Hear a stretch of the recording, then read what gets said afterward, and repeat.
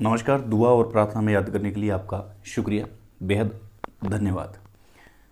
अगर आप दौसा के आसपास से हैं या दौसा में आपकी कोई जानकारी है तो सबसे पहले आपसे निवेदन रहेगा कि इस वीडियो को ज़्यादा से ज़्यादा शेयर करें। हम आज के लापरवाह सिस्टम पर भी बात करेंगे कि हमारा सिस्टम कितना लापरवाह हो चुका है, इस पर भी बात करेंगे। सबसे पहले आपको जानकारी दे दें कि दौसा के अंदर एक 150 फीट गहरा एक बोरवेल के अंदर खेलता हुआ बच्चा है, वो अंदर फंस चुका है और लगातार टीमें हैं जो काम कर रही है। इसी बीच मेरे पास सुबह एक कॉल आता है भंवरलाल सुथार, संदीप सुथार, जो निवासी है बीकानेर के। इनका कॉल आता है और मुझे पहले भी इनके बारे में जानकारी है ऐसी, लेकिन इनका कॉल आता है कि आप दौसा में जो बोरवेल में जो बच्चा फंसा है, इनकी खुदाई है जो प्रशासन ने शुरू कर दी है। कम से कम जो मशीनें बुलाई जा रही है, जो ड्रिल बुलाए जा रहे हैं, उससे करीबन पहले 10 घंटे खुदाई में लगेंगे। तब तक बच्चा है वो जो रात हो जाएगी, रेस्क्यू ऑपरेशन रोक दिया जाएगा। इसके बाद में बच्चे की ज़िंदगी हो सकता है खतरे में है। अभी बच्चे की जो सांसें हैं वो चल रही है। ऐसे में इनका दावा है कि हम बच्चे को सुरक्षित बाहर निकाल लेंगे। ये इनका दावा है। न्यूज़पेपर्स की जब वो कटिंग उन्होंने भेजी मुझे आश्वस्त करने के लिए, पहले मैंने बताया कि आप मुझे ऐसा कुछ करके बताएं आपने कितने रेस्क्यू किए हैं, तो उन्होंने बताया कि हमने 7 रेस्क्यू किए हैं। 7 के अंदर 7 जिंदगियां हमने निकाली है और जयपुर के अंदर 450 फीट गहरे बोरवेल से भी हमने ज़िंदगी की रेस्क्यू की है। लेकिन हमारे पास स्रोत नहीं है कि हम दौसा में संपर्क किससे करें। फिर मैंने दौसा के टोल फ्री नंबर, जो control room police helpline number होता है, वहाँ मैंने कॉल किया। वहाँ से मुझे नंबर हैं, जो नंबर सीओ साहब के नंबर मिले और वहीं से मुझे कलेक्टर साहब के नंबर मिले। मैंने सीओ साहब को फ़ोन किया, जो सर्किल के सीओ हैं, वहाँ मैंने फ़ोन किया। उन्होंने हमें अच्छे से सिचुएशन बताई। मैंने उनको ये कहा कि सर, हमारे यहाँ पर बीकानेर में एक ऐसा आदमी है जो ये दावा कर रहा है कि उस बच्चे को सेफली निकाल लिया जाएगा और अभी तक कोई भी उनका रेस्क्यू है जो फेल नहीं हुआ है। उन्होंने अच्छे से बात समझाई। बात समझाने के बाद में हमें ये बोला गया कि आप कलेक्टर से संपर्क करें। मैंने कलेक्टर से भी बात की, क्योंकि भंवरलाल सुथार और ये पढ़े लिखे नहीं हैं तो इतनी बात नहीं कर पाते, ग्रामीण क्षेत्र से हैं। तो मैंने कलेक्टर साहब से बात की, क्योंकि एक ज़िंदगी बचाने की हम में जिद थी। सुबह उठते ही हमें भगवान ने ये टास्क दिया कि किसी ज़िंदगी को हमें बचाना है। हमने कलेक्टर साहब से बात की। कलेक्टर साहब ने 1 मिनट का मुझे समय दिया, मेरे साथ बात की दौसा कलेक्टर साहब ने। उन्होंने कहा कि मोर देन वेलकम, आप आ सकते हैं यहाँ पे, आप आओ, हम आपका वेलकम करते हैं। हमने वापस सीओ साहब को बोला कि साहब, कलेक्टर साहब से हमें इजाज़त मिल गई है और अगर कलेक्टर साहब की इजाज़त है तो मैं, जो भाई मुझे फ़ोन कर रहा है, मैं इसको भेज सकता हूँ, वो आपके पास आ सकता है। तो सीओ साहब बोले कि ठीक है, आप इनको भेज दीजिए, कोई दिक्कत वाली बात नहीं है। इसके बाद में मैंने कॉल किया भाई को। मैंने कहा, भाई, इस प्रकार से कलेक्टर साहब ने इजाज़त है, जो इजाज़त दे दी है, आप तुरंत निकल जाएं। ये बोले कि जो खर्चा होता है गाड़ी का, और कोई नहीं, गाड़ी आने जाने का, क्योंकि हमारे पास इतनी अफोर्डेबल नहीं है कि हमारी खुद की गाड़ी हो या हमारे पास ऐसा कोई सिस्टम हो। हम तो सिर्फ एक सिस्टम है और हमने इतने रेस्क्यू किए हैं, तो प्रशासन हमारा सहयोग करता है। तो आप एक बार कंफर्म कर लें कि हम किस तरीके से आएँ, क्योंकि अगर बस से आएंगे तो फिर टाइम ज़्यादा हो जाएगा।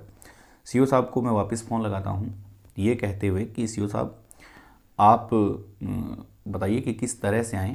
तो सीओ साहब ने कहा कि आप, कलेक्टर ने जब हाँ भर दी है तो मुझे नहीं लगता कि नीचे के जो अधिकारी होते हैं उनको किसी बात की कोई परमिशन चाहिए।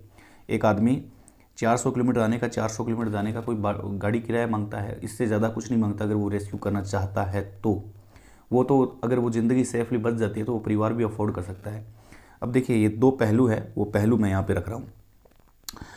यहाँ पर वापस हमें एक सीओ साहब के नंबर दिए जाते हैं। वो करीबन मैं आधे घंटे से कॉल कर रहा हूँ उनको, जो सिटी सीओ बता रहे हैं, वो आधे घंटे से कॉल कर रहा हूँ, लेकिन वो मेरा कॉल पिक नहीं कर रहे हैं, वो लगातार बिजी आ रहे हैं।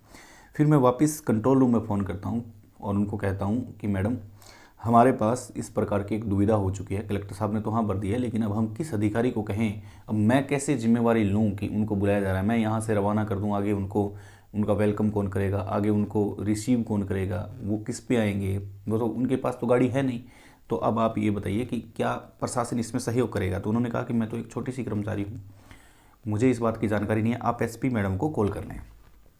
हमने एसपी मैडम को कॉल किया, एसपी मैडम को मैंने ये पूरी बात बताई। एसपी मैडम ने कहा कि आपने अपना कर्तव्य निभा दिया, कलेक्टर साहब को बोल दिया, तो हो सकता है आपके पास कॉल आ जाए। मैंने ये बात वापस इनको बता दी।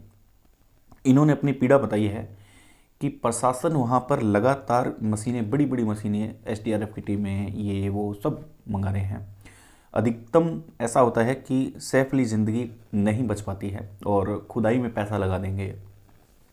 हम ये नहीं कह रहे कि वो 100% वो काम नहीं कर रहे हैं, वो अपना काम 100% ही कर रहे हैं, लेकिन खुदाई में पैसा लगा देंगे। कितने लोग, सरकारी कर्मचारी, कितना खर्चा हो रहा है वहाँ पे सरकार का। लेकिन क्या यहाँ से 400 किलोमीटर आना, 400 किलोमीटर जाने की परमिशन वो नहीं दे सकते? और जबकि न्यूज़पेपर्स की कटिंग्स है वो भेजी जा रही है। बोला जा रहा है कि न्यूज़पेपर्स की कटिंग है, जैसे हमने रेस्क्यू किया है उसके प्रमाण पड़े हैं हमारे पास, लेकिन उन प्रमाणों को भी वो दरकिनार कर रहे हैं।